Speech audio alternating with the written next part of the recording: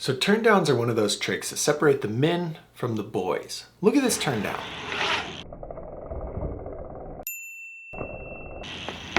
Very manly, right?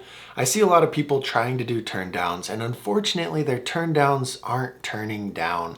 And you can just tell that it's not going good, okay? And the reason that this trick, I say, separates the men from the boys, I'm obviously joking, but it's very hard. It takes a lot of body coordination, but it doesn't look hard, if that makes any sense. To do a proper turn down, you've got to fold and then extend your legs. You've got to pull in your arms. You got to push out your other arm. You got to turn your wrist. You got to whip the bike. There's so many things going on at once that this trick is just incredibly hard to get coordinated and to do right.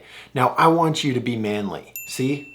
Manly. And so to do that, I'm going to give you a couple of tips to do a turn down nice and folded. These tips will help you out, but without being able to see exactly what you're doing wrong on the turn down, I really can't offer a whole lot of help. If you want my advice and personal recommendation on what you're doing wrong and how to fix it, become a bike school member. The link to do that is in the description. It's a low-cost monthly payment, and you get to work directly with me to master any trick that you want. All right, tip number one is make sure you're doing the turn down the right way.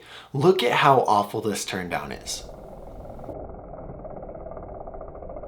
I did that turn down the wrong way.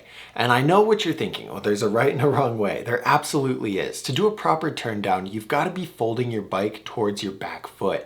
For some reason, if you fold it towards your right or towards your front foot, your leg gets in the way and it doesn't allow you to click a turn down. And so for one of our members specifically, he was trying the turn down and he was going the wrong way. And when we were able to notice that, say, hey, you know, try and do it this way, it's going to feel awkward at first, but that ultimately helped him get much better turn downs. And I think a lot of people have that same problem. For the most part, there are a lot of BMX tricks that it really doesn't matter which way you do them. I mean, obviously there's goofy footed and regular, and there's correct ways to do things, but in the grand scheme of things, it's not impossible if you do it the opposite way. Turn down's one of those tricks where it is impossible if you do it the opposite way. So make sure you're turning down towards your back foot. The other tip is you need a good amount of air. This isn't one of those tricks that you can do 5 inches off the ground. You need to be high enough in the air that you can be straight up and down with your body and still have time to get the turn down clicked. Like I said, this trick takes a lot of coordination, and to get everything coordinated and to get everything in proper position, you're gonna need to have a good amount of time in the air. Otherwise, you don't have time to click the turn down, you don't have time to fold the turn down, and your turn down's gonna look terrible. Tip number 3 is that you really have to break it down. If you guys are already bike school members, go into the turn down lesson and watch the slow motion clips. You're gonna get a lot of value by watching the slow motion clips because you're able to see exactly what's going on. If you guys aren't bike school members, find a slow motion turn down video and watch it and break it down.